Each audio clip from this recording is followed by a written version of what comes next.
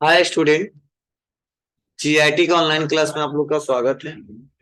और आज के क्लास में वो सीखने वाले हैं जीएसटी के बारे में कि जीएसटी होता क्या है, यह कौन सा टैक्स है, टैक्स किसे कहते हैं, टैक्स के कितने टाइप्स हैं। वह एक एक करके स्टेप बाय स्टेप समझने वाले हैं और जानने वाले।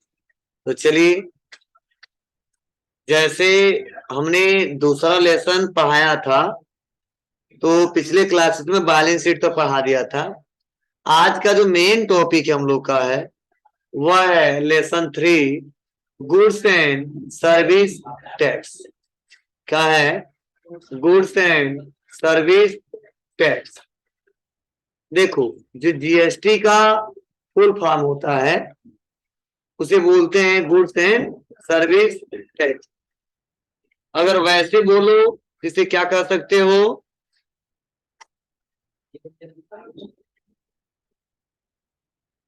वस्तु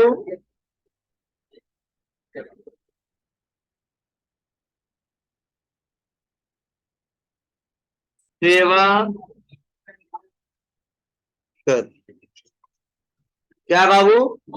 वस्तु सेवा कर। ध्यान देना, जो जीएसटी है वो वस्तु सेवा कर, मतलब इतना क्लियर है ना कि किसी गुड्स पे और जो सर्विस पे जो टैक्स लग रहा है उसे हम बोलते हैं क्या? जीएसटी। बस आज हमको सीखना है कर के बारे में। मतलब वस्तु आपको पता है और सर्विस किसे कहते हैं भी पता है आपको। बोलो। मतलब गुड्स जो भी है वो एक वस्तु है, सर्विसेज जो हम सेवा लेते हैं, ठीक है। लेकिन कर किसे कहते हैं अगर ये हम लोग जान ले और कर हम क्यों देते हैं गवर्नमेंट को यह जान ले तो हमारा काम आसान हो जाएगा और आसानी तरीके से आगे हम काम इस पे कर ले जाएंगे। तो मेन टॉपिक हम लोग का समझना, सबसे पहले कर मतलब टैक्स। मतलब इतना आपको क्लियर है ना, जीएसटी मतलब गुड्स एंड सर्विस टैक्स होता है और ऐसा टैक्स होता है जो किसी वस्तु और सेवा पे लागू होता है। और डिटेल में जो पढ़ेंगे ना वो हम लोग अगले क्लासेस में पढ़ेंगे। आज हम लोग को बस चर्चा करना है केवल टैक्स के बारे में। रियल में टैक्स होता क्या है, गवर्नमेंट क्यों चार्ज करता है, उससे क्या बेनिफिट है हमको, गवर्नमेंट को क्या है, ठीक है, क्यों हम लोग देते हैं, क्यों देना चाहिए, कितने टाइप्स हैं, वो हम लोग जानने वाले हैं। तो देखो, पहले ही मैंने मेन हेडिंग लिखा है इंट्रोडक्शन ऑफ टैक्स। तो देखिए, सुन लो समझ लो।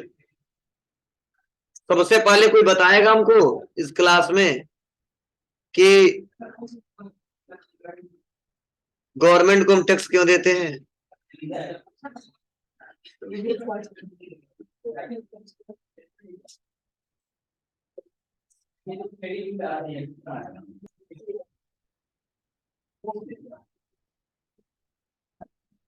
बोलिए, कोई हमको बता दे।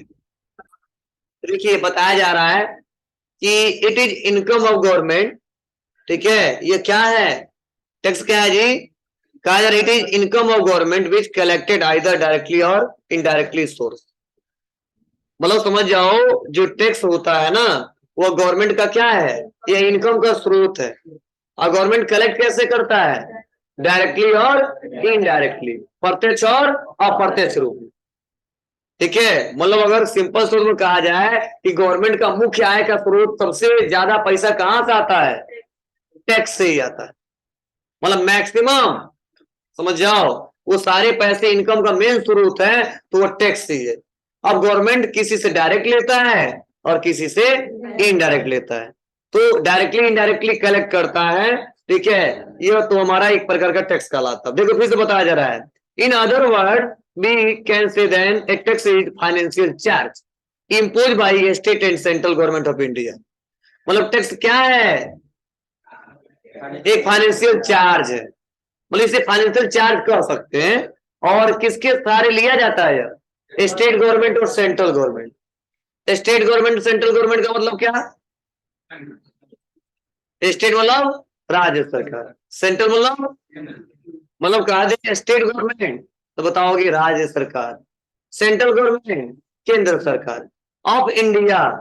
ठीक है, मतलब भारत में मेन पावर दो ही लोगों को दिया गया है, एक सीएम और एक पीएम, मतलब राज्य सरकार को और केंद्र सरकार को। तो जो गवर्नमेंट जो टैक्स वसूलता है ना, रियल में दो लोगों को टैक्स देते हैं, एक स्टेट गवर्नमेंट को और एक सेंट्रल गवर्नमेंट को। तो central government state government tax लगाता भी है और टैक्स कलेक्ट भी करता है।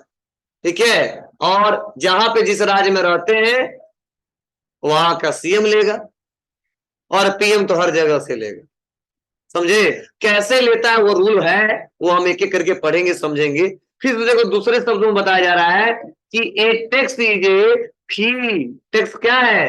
एक फी है which is charge by government to person और बिजनेस।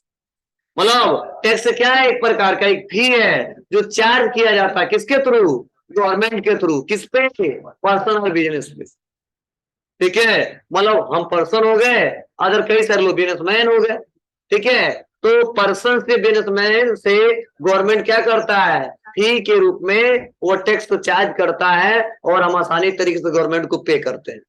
ठीक है, मतलब क्या टैक्स एक प्रकार का फी है। ठीक है, जो गवर्नमेंट क्या करता है? हम पे चार्ज लगाता है। ठीक है, डायरेक्टली और इनडायरेक्टली रूप से, और हमको पे करना होता है। ठीक है, अब किसी बिजनेस से लेता है, किसी पर्सन से लेता है। फिर से बताया जा रहा है नेक्स्ट अगला, India is a federal country where both the central and state government. चलिए कोई बताएगा फेडरल कंट्री का मतलब क्या होता है? हाँ, संघीय देश। मतलब India is federal country where both the central and state government. मतलब हमारा भारत क्या है? एक संघीय देश है जहाँ पे दो लोग का शासन चलता है। किसका किसका? जी, सेंट्रल गवर्नमेंट और स्टेट गवर्नमेंट का। मतलब राज्य सरकार को इतनी क्षमता दी गई है, वो चाह देगा कि यहाँ पे पीएम हमारे राज्य में नो आए, इतना पावर है तो नहीं आने देगा। तो समझ जाइए, तो यहाँ हमारे यहाँ इसीलिए बोला गया कि हम लोग यहाँ जो तो शासन चलता है दोनों का चलता है, स्टेट गवर्नमेंट और सेंट्रल गवर्नमेंट। मतलब अगर ठान लिए नहीं आना है, भले उसके बाद कुछ भी हो, आज का डेट है, आज नहीं आना तो नहीं आने देगा, इतना पावर दिया गया वैसे। मतलब आगे चल के बहुत इशू हो सकते हैं, लेकिन आज हम चाहते हैं आज आने वाले नहीं आएंगे तो नहीं आएंगे, मतलब इतना आर्डर हम दे सकते हैं, इतना पावर दिया गया है। बाद में फिर से जो फैलाना है लोग फैलाएंगे, ठीक है, जो भी कुछ होगा होगा, लेकिन आज हम चाहेंगे तो नहीं आ सकता, इतना पावर दिया गया है। किसको? एक सीएम को। ठीक है ना, इसीलिए बोला गया है कि हम एक ऐसे देश में रहते हैं जहां पे दोनों लोग का शासन चलता है। ठीक है, सेंट्रल गवर्नमेंट और स्टेट गवर्नमेंट। लेकिन बहुत सारी ऐसी कंट्रियां हैं जो केवल एक ही लोग का पावर चलता है। जैसे मान लो यूएससी की बात करें तो जो राष्ट्रपति कहेगा वही होगा, उसको कितना हो उसे मतलब नहीं, तो ठान लिया तो होगा ही होगा, बाद भले ही हार जाए, ठीक है, जितना करना है। ठीक है, रसिया हो गया। ठीक है, ऐसे ऐसे बहुत सारे ऐसे कंट्री हैं जहां पे केवल किसका शासन चलता है? राष्ट्रपति का। कुछ ऐसे कंट्री जहां पे केवल किसका चलता है? प्रधानमंत्री। तो हमारे यहाँ दोनों लोग का चलता है। ठीक है, यही बोला गया है कि India is federal country where both the central and state government have the power to levy and collect taxes. ठीक है, मतलब हमारे भारत में ये जो हमारा जो संघीय देश है, इसमें दोनों लोग को पावर दिया गया है टैक्स कलेक्ट करने का। ठीक है, किसको किसको? सेंट्रल गवर्नमेंट और स्टेट गवर्नमेंट। फिर देखिए बताया जा रहा है कि before the GST according to the power prescribed by the constitution the central can levy tax on the manufacture of goods and rendering of services. ठीक है, and state can levy tax on the sale of goods.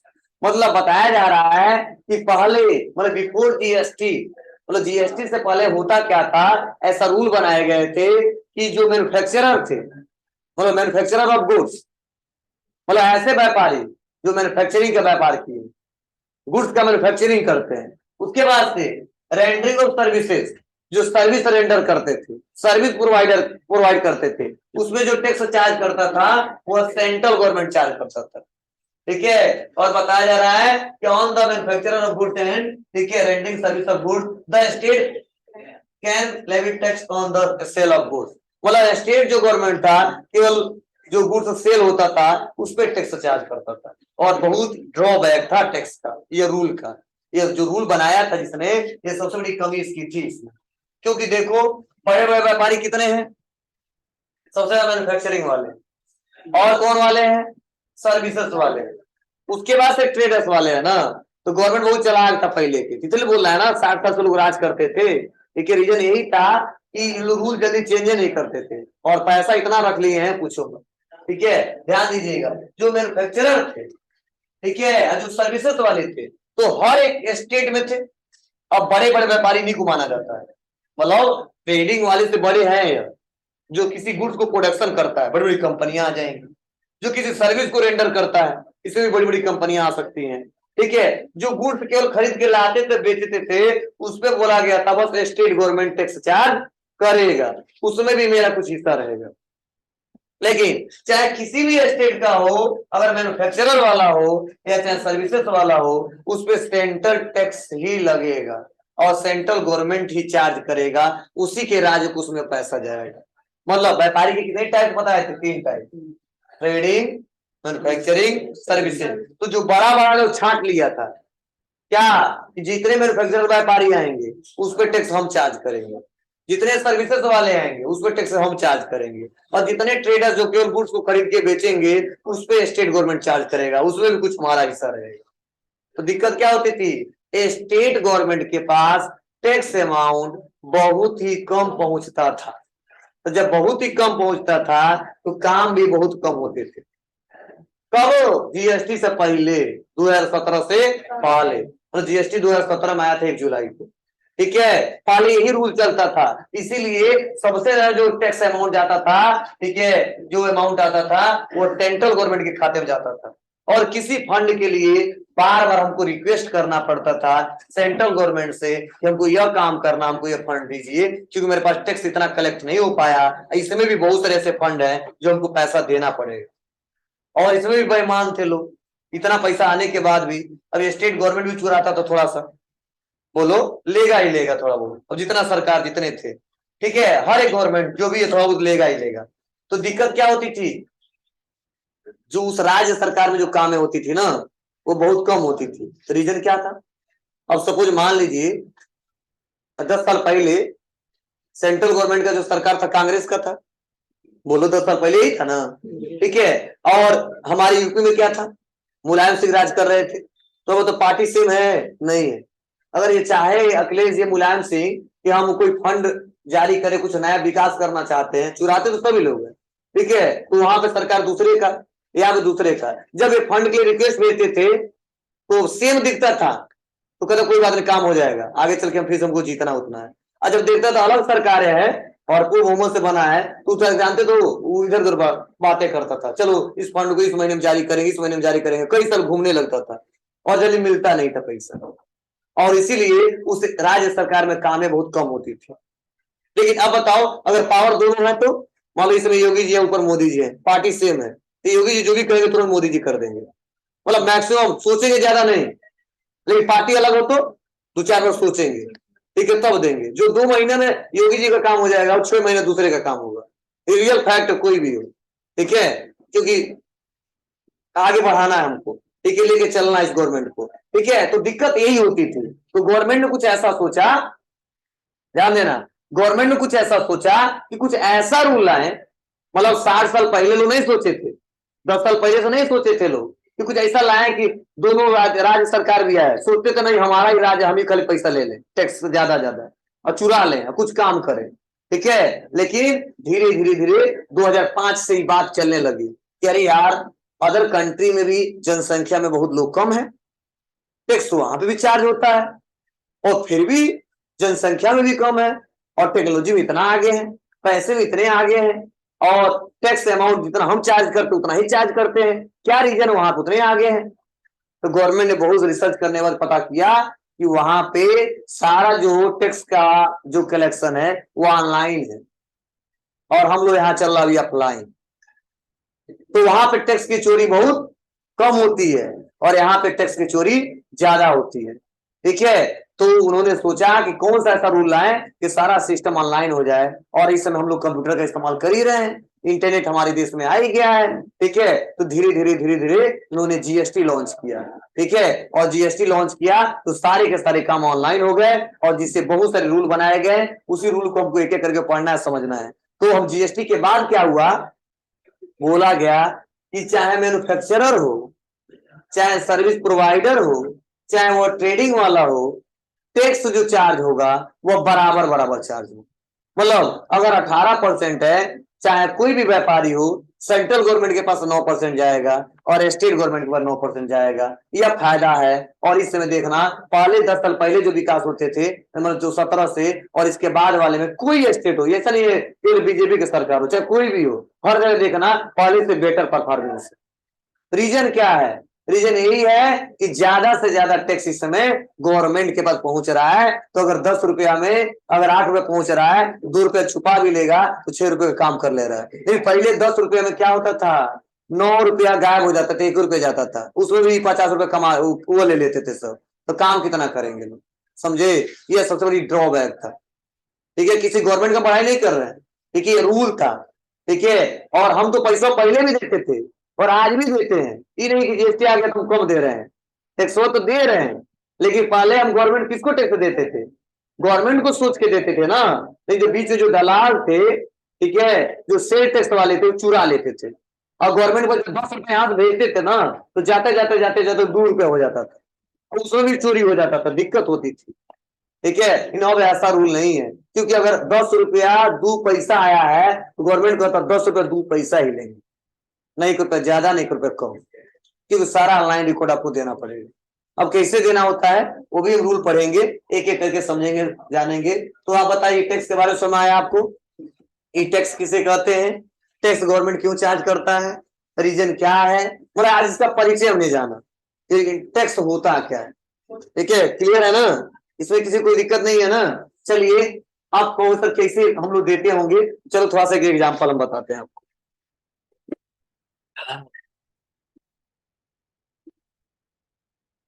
देखिए, होता क्या था, देखो, एक business company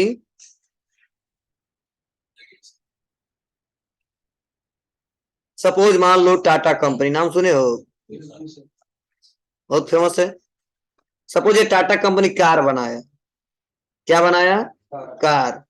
इस car को जाहिर सी बात अपने पास रखेगा नहीं, बेचेगा ना, तो डायरेक्टली इससे यूजर कोई नहीं खरीद पाता है। इससे बहुत सारे लोग जुड़े होते हैं, होलसेलर, ठीक है, इससे भी बहुत सारे लोग जुड़े होते हैं, रिटेलर, और उससे जुड़े होते हैं कंज्यूमर। कंज्यूमर वाले जो सामान को कंज्यूम करे, इस्तेमाल करे, कस्टमर तो सब है। आइयो किसी से खरीदा होगा, ये भी कस्टमर हो जाएगा, यह किसी से खरीदा, ये भी कस्टमर हो जाएगा, ये भी खरीदा, ये भी कस्टमर हो जाएगा। यह कस्टमर, कंज्यूमर, कंज्यूमर मतलब जो सामान को कंज्यूम करे। जैसे यह फैन है, तो आप बताइए कहीं बना होगा ना, तो पता नहीं कहाँ बना है, धीरे धीरे हमारे पास आया है, तो हम कंज्यूम कर रहे हैं ना, तो कंज्यूमर बोलेंगे। लेकिन जो बेचा उसे कंज्यूमर नहीं बोलेंगे। कस्टमर होगा कि नहीं होगा? वह किसी से खरीदा तो उस व्यापारी के लिए वो कस्टमर हुआ, बोलो। लेकिन कंज्यूमर उसे नहीं बोलेंगे। कंज्यूमर मतलब क्या, जैसे मान लो पेन खरीदे हो, तो पेन कोई नहीं भी बना है, पता नहीं कहाँ पे बना होगा, और लक्ष्मी डिपो से खरीदे तो नहीं बनाया है क्या, नहीं, तो वह कहीं से खरीदे उसके लिए कस्टमर हुआ ना। लेकिन कंज्यूमर नहीं बोलेंगे, क्योंकि वो खरीद रहा है बेचने के लिए, ना कि उसे लिखने के लिए, ना कि उसका इस्तेमाल करने के लिए। कंज्यूमर मतलब जो सामान को खरीद के बेचे ना, कंज्यूम कर ले, यूज कर ले, इस्तेमाल कर ले, उसे बोलते हैं कंज्यूमर। समझे? चलिए, तो ये टाटा कंपनी मान लो कार को बेचा 100 रुपए में, अभी सभी लोग खरीद लेंगे कार, 100 रुपए मिलेगा तो। चलिए, वही कार मतलब वो नकली वाला, ठीक है, ध्यान दीजिएगा। तो ये कार जो है ना, इस कार को बेचा किससे, होलसेलर से। तो मान लो इन्होंने टैक्स चार्ज किया कितना परसेंट, 10%। तो यह होलसेलर को मिल जाएगा कितने में, 110 रुपए में। अब यह इसके पास आता था, तो मान लो यह इसको बेच दिए थे कितने में, 150 रुपए में। कितने में, 150 में। और ये भी टैक्स चार्ज किए 10%, कितना, 10%, तो कितना हो जाएगा, 15 रुपए। ठीक है, तो यह बेचेंगे कितने में इससे, 165 रुपए में रिटेलर से। और रिटेलर मान लो जोड़ लिया 200 रुपए में बेच दिया, और 10% ये भी टैक्स चार्ज कर लिया, तो यह इसका टैक्स अमाउंट कितना हो जाएगा? 20 रुपया। तो बेचेगा कितना? 220 रुपया। मतलब ध्यान दीजिएगा क्या मतलब है। देखो यहां से चला आया यहां तक, तो रियल में टैक्स कौन पे कर रहा है? कंज्यूमर। कितना पे कर रहा है? 20 रुपया। यही गवर्नमेंट को चाहिए, यही गवर्नमेंट को चाहिए। बोलो, मतलब गवर्नमेंट, मतलब आम यूजर कितना दिया टैक्स? 20 रुपया। कितना बेनिफिट कमाए यह मैटर नहीं करता, क्योंकि हम व्यापार किए तो कमाने के उद्देश्य से किए हैं ना जी। तो गवर्नमेंट ये नहीं कहता है कि आप कहें 100-200 रुपए में खरीदे, कहें 150 में बेचे, 40 रुपए क्यों बेनिफिट लिए, हम लेंगे, इसलिए तो व्यापार किए हैं। जब व्यापार हम बंद कर देंगे क्या मतलब है? ठीक है, लेकिन गवर्नमेंट कहता है चलो उससे मतलब नहीं है हमें, जो आपने 20 रुपए टैक्स चार्ज किया था ना वही हमको पे कर दो। तो देखो क्या हुआ है, रियल में आम जनता ही टैक्स पे कर रहा है। अरे सब बोझ तो इसी पे डाला गया है ना। अरे यार ये भी व्यापारी है, बेच दिया, ये बेच दिया, ये भी बेच दिया, ये भी बेच दिया, दिया कौन? कंज्यूमर। इसलिए कहा जाता है, आप लोग गांव में सुने होंगे, हमारे पैसों लेकर राज कर रहे हैं। ठीक है, यह हमारा एक टैक्स है। ठीक है, मतलब क्या है, रियल में आम जनता ही पैसा देता है, जो उसको खाता है, इस्तेमाल करता है। ठीक है, व्यापारी तो ट्रांसफर करते जाते हैं अपने से ऊपर, फिर से अपने से ऊपर, फिर से अपने से ऊपर, और गवर्नमेंट के पास जाता है। तो गवर्नमेंट आपसे डायरेक्टली मोदी जी आ जाए और कह दे हमको टैक्स दो, तो हम कहेंगे वोट नहीं देंगे, जाइए। ठीक है, तो क्या किए हैं, वो डायरेक्टली इनडायरेक्टली रूल बनाए हैं कि ये रूल फॉलो नहीं करोगे तो आपको ये चार्ज देना पड़ेगा, ये सर्विस लोगे तो आपको यह चार्ज देना पड़ेगा। मतलब डायरेक्टली उन्होंने नहीं कहा, एक रूल बना दिया, उस बंधन में आपको बांध दिया, आपको उसको फॉलो करना पड़ेगा, नहीं करोगे तो वो नहीं मिल पाएगा आपको, चाहे कोई गवर्नमेंट हो। ठीक है, मतलब कोई भी किसी का शासन हो उससे मतलब नहीं है। ठीक है, संविधान सबके लिए एक ही है और एक ही पालन करना पड़ेगा, गवर्नमेंट कोई है। ठीक है, अब कोई भी गवर्नमेंट आ जाएगा, जीएसटी लागू हो चुका है ना, वो हटाएगा नहीं है। ठीक है, और ऐसा जरूरी नहीं है, ध्यान देना, अभी मत सोचना कि यह 2017 से ही सोचा गया, 17 में लॉन्च कर दिया गया था। इस पे चर्चा हो रहा था 2005 से, जीएसटी पे लोग चर्चा करें 2005 से ही, लेकिन पूर्ण बहुमत से पार्लियामेंट में सहमति नहीं जता पा रहे थे लोग कि उसको लॉन्च किया जाए। मतलब जब मनमोहन सिंह थे ना तभी से यह चर्चा हो रहा था, लेकिन पार्टियां अलग अलग। ठीक है, जब सोच रहे थे थोड़ा सा कि आगे बढ़े तो ऊपर से लोग दबा देते थे। ठीक है, 10 लोग मान लो पार्लियामेंट में, बहुत सारे पूरे लोग, हरे हरे, ठीक है, मान लो जितने पार्टियां सब लोग बैठते थे, जब वो जारी होता था हम करेंगे, तो कोई कहता नहीं हम नहीं करेंगे, क्या उसको फायदा है, टैक्स नहीं चुराना बनेगा, कोई कहता हम नहीं करने देंगे। इसीलिए ना पास पूर्व बहुमत से सहमति होता था, ना उसको पास किया जाता था। लेकिन जैसे 14 में बीजेपी की सरकार बना पूर्व बहुमत से, उसके बाद से 3 साल के बाद लॉन्च कर दिया। क्यों? क्योंकि पूरा हर जगह, मतलब पूरे लोग अगर अलग हो जाएंगे तो भी मिला के उससे कम ही पड़ते हैं। तो पार्लियामेंट में इसको रखा गया और सहमति जताया गया। तो कुछ लोग कहते हैं ना ना, कुछ लोग कहते हैं हाँ। ठीक है, तो पार्टी जिसका जीत गया उसकी हिसाब से लॉ बन गए। ठीक है, तो पहले भी चलता था यह, लेकिन लोग शासन लागू करने नहीं देते थे, वो जानते थे हमारे टैक्स चोरी नहीं कर पाएंगे।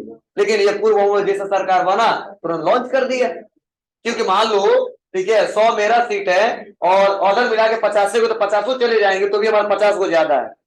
ठीक है, तो ये रूल है, मान्य हो गया। उसके बाद से बस वही जारी कर दिया गया, इसके लिए रूल बना दिए गए और संविधान में इसको ला दिया गया, और उसी के अनुसार हमको काम करना पड़ेगा। नहीं करें, हम कोई गवर्नमेंट हो, पार्टी भले ही अलग, उससे मतलब नहीं है, भले आपने सहमति नहीं जताया, उससे मतलब नहीं है मुझे। ठीक है, रूल लगा दिए, वो पालन करना पड़ेगा आपको। तो कुछ सर्विस नहीं मिलेगा आपको, निष्कासित कर दिया जाएगा। ठीक है, तो ध्यान दीजिएगा ये रूल है। तो कब से लागू हुआ है? 17 से। ये चर्चा चल रहा 2005 से, लेकिन लॉन्च कोई नहीं करने दे रहा। ठीक है, तो इसलिए हमेशा नाम आता है कि लॉन्च किसके द्वारा किया गया था, 1 जुलाई 2017 को। ठीक है, तो मोदी जी का नाम आता है हमेशा। ठीक है, ध्यान दीजिएगा। तो ऐसे डिजी लॉकर है, डिजी लॉकर बहुत अच्छा प्लेटफॉर्म है, 2015 में लॉन्च किया गया था उसको। ठीक है, धीरे बहुत ऐसे प्रोसेस हैं जो बहुत अच्छे से सर्विसेज, जो पहले से चर्चा होता था लेकिन किसी क्षमता नहीं होती थी, वो कर दे, वो डर रहता था कल ये हमारा सरकार गिर जाएगा। ठीक है, लेकिन कुछ लोग ऐसे हैं जो आगे थोड़ा बढ़े, तो इस समय हम उसका इस्तेमाल कर रहे हैं और फायदा है, बहुत फायदा हमको। क्या फायदा, मैं आपको अगले दिन आपको एक करके स्टेप बाय स्टेप चर्चा करके बताऊंगा। ऐसा मत समझना किसी पार्टी की मैं बड़ाई कर रहा हूँ। ठीक है, ऐसा रूल है, कई लोग जानते हैं, इसी में बहुत सोचते रहते हैं। हाँ हाँ।